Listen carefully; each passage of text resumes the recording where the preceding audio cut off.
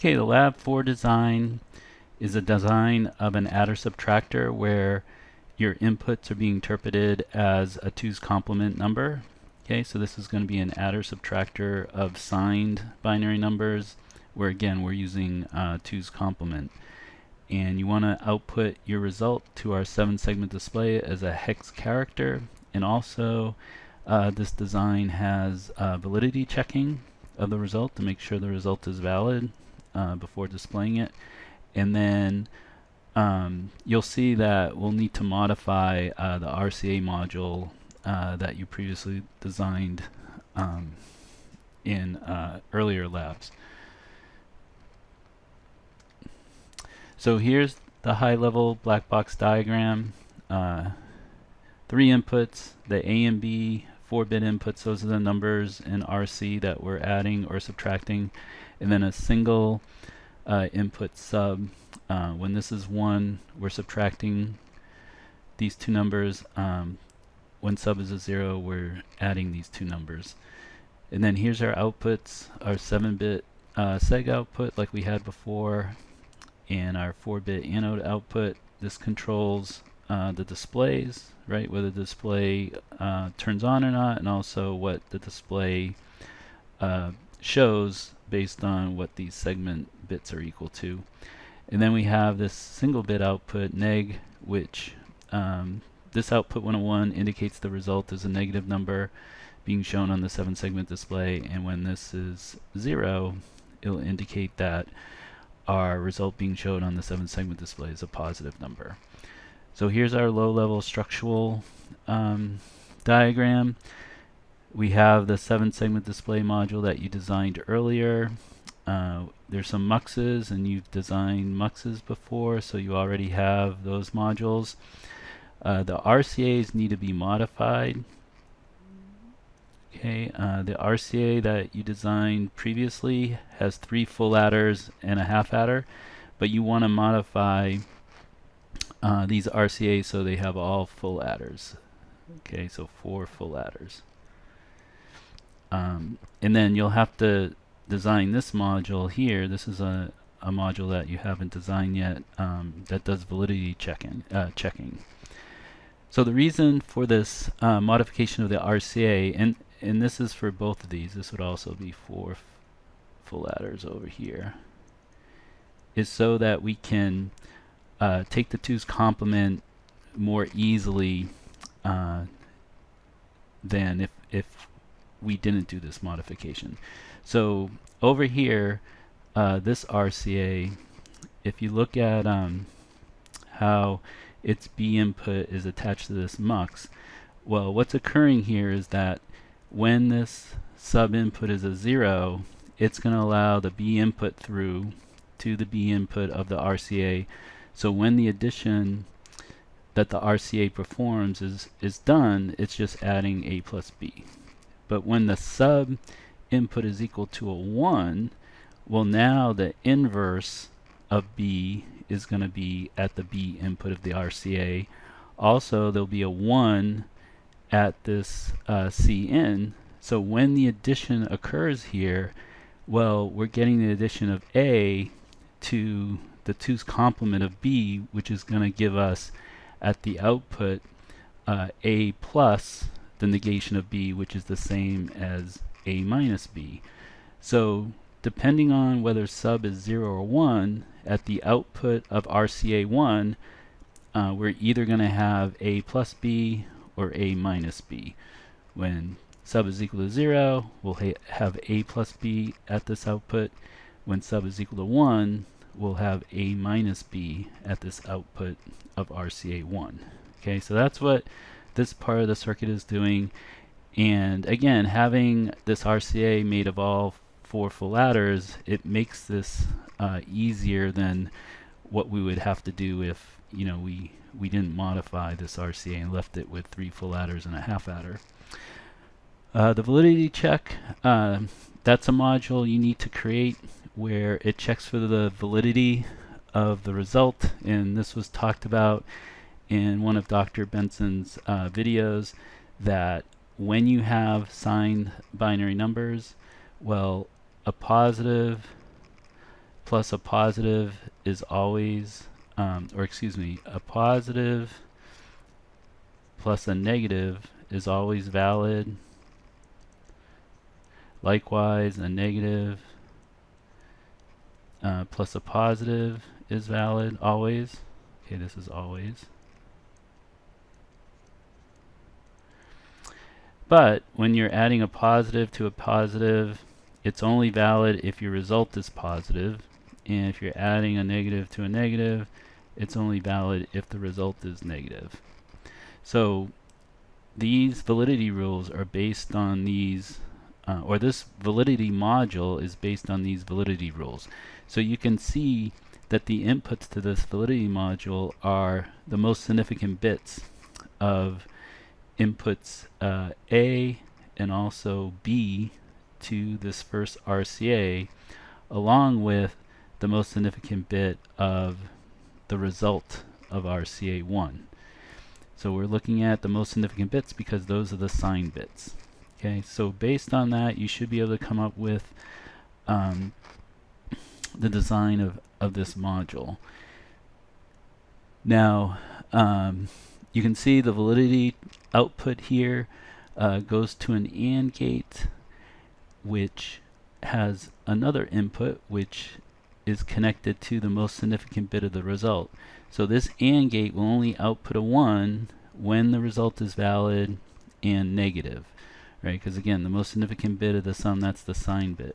So when the sign bit is a 1, meaning it's a negative result, along with the validity output being a 1, well, that's the only time the output of this AND gate will be a 1, and that means we have a negative number, and we'll light the LED that's attached to this to indicate that what's being shown on the 7-segment display is a negative number. Also, only when the result is valid will we output a 0 as one of the bits for the anode lighting up a display. Right? If the result is not valid, meaning the select line will be 0, well then all 1s get outputted to the anodes of the display, turning them all off. Now this RCA, RCA2, that you see that's connected between where our result of our addition or subtraction is and our 7-segment display, well, the purpose of this part of the circuit is that if we have a negative result at the output of RCA1, well, we want to take the 2's complement of that before we have it displayed, because this 7-segment display that we designed earlier, it just takes this input as a binary number. It's not designed for an input of 2's complement. You know, it's not designed to work with signed binary numbers.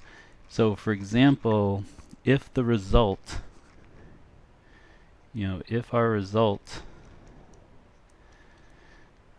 at output S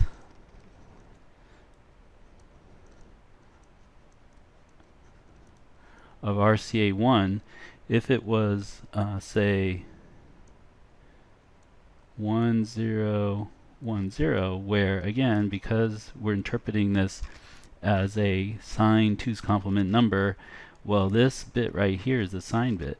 Well, if this went directly to our binary of our 7-segment display, so our S seg dec 1 here, right? If this went right to that binary input, well, it would just take this as a binary 1010, because it doesn't know sign, so it's not going to treat this as a sign bit the way we designed it. So it would just output the hex for 1010, which is A, where since this is a signed 2's complement number, as we learned, to get the magnitude of this, you have to inverse the bits, right, and add 1, which is 6. So that's what this RCA2 is doing, is that it's going to have the 2's complement number here at this input of this mux, so that if it's a negative number, meaning the output of this AND gate's a 1, well, that will select that input and display that on our 7-segment display. Now, if it's a positive result, well, it will just display what's coming from this RCA1, because we won't have a problem, since this sign bit's a 0, it will just take it as a binary number and display it. So let's see, the last thing I wanted to talk about is how to in Verilog, in System Verilog, how to take care of this inverter over here along with this inverter and this AND gate. Okay, because the RCA, the 7-segment decoder, the muxes, and this validity module, those are all going to be design sources. Okay, again, you don't have to change anything with the 7-segment display. You're just reusing it from your previous lab. Same thing with the muxes. You won't have to modify those at all. Although, depending on the parameter that you chose as the default, you may have to change the width, because these are all 4-bit width muxes. The RCAs, like I said, you need to modify to make them all full adders. Okay, so you should have 4 full adders instead of the 3, along with the 1 half adder. And again, this module of validity checker you do have to design from scratch. But the way you take care of the inverters and the AND gate is you put or you take care of them in your top module. For example, the way you would take care of this inverter that's right here. Whoops. I don't know, we'll call this, mux 1 here.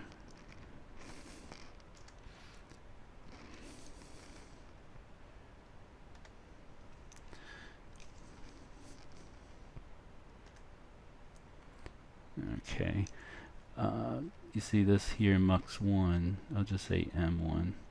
Well, in your top module, when you're making the connection from this mux, the 1 input here, to B, so you'll have a line where, let's see, I'll write it over here. You'll have a line in your top module where you have the name of your design source for that mux. Maybe you called it mux, and then the label M1, okay, for the label I put there. And then you would just put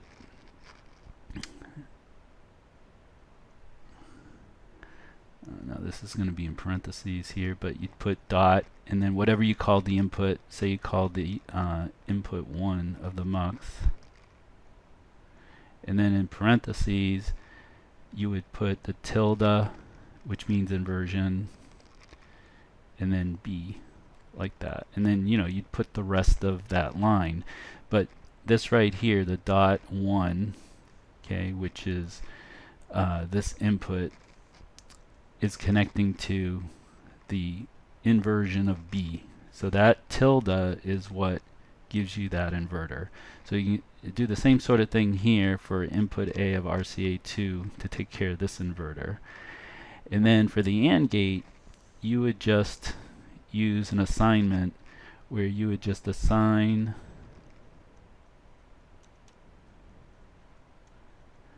the output of the AND gate, which is T6.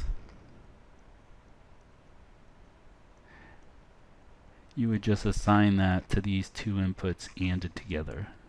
So you would just put, let's see, we've got T7 ANDed with T, it's T3, and then the 3rd bit, right, the most significant bit of T3. So this assignment, this would just go in between, where these lines of code are that do the connection. So this would actually be below this, And then above this would be where you define your logic. You know, the logic intermediate variables that we have here, like T1,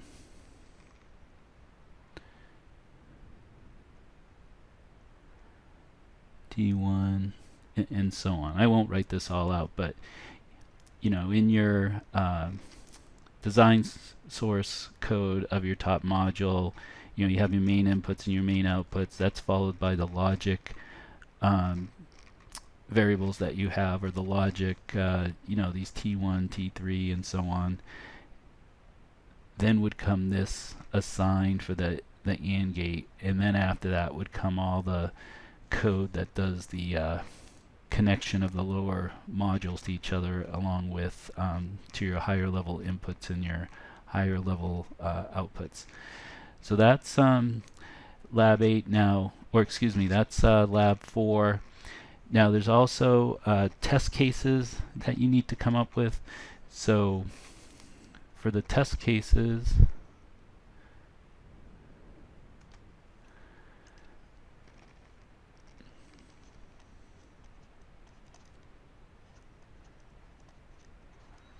you're going to need test cases that show valid results for when you're adding two positive numbers, two negative, or if this is positive, this is negative, that is negative, that is positive. So those four. Then you also need invalid cases for when you're adding two positives or adding two negatives. Remember, a positive plus a negative, or a negative plus a positive, those will always be valid. Okay, so you need valid for both adding two positive numbers and two negative numbers, but you also need to show invalid cases for those two situations. You know, and this would be for, say, add. All right, and then you have subtract, and you know, you need the same or the same number of test cases for valid and invalid. All right, so you're going to have 4 test cases for valid when you're adding, 4 test cases for when you're subtracting, and then you need 2 invalid cases when you're subtracting, and 2 invalid, or 2 invalid when you're adding and 2 invalid when you're subtracting. Also add a test case where you're adding 0 plus 0, and also add you know, like 0 plus some, you know, finite number that will give you a valid result. You know, so 0 plus some number, you know, that's valid, and then also some number plus 0, you know, where this is, say, A, B, A, B, A, B. Okay, so in summary, with the test cases, you're going to need 4, 8, 11 valid test cases, and you'll need 2 for invalid. So a total of 15 test cases. All right, that's Lab 4.